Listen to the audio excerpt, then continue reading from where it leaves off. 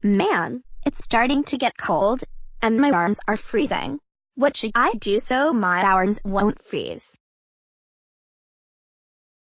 Oh, I know. I'll break the air conditioner. That way it won't be so cold.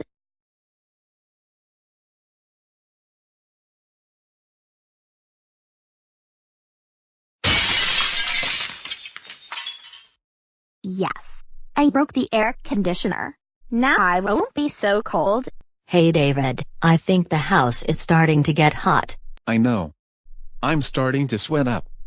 Let's check the air conditioner just to make sure it's not broken. Crap.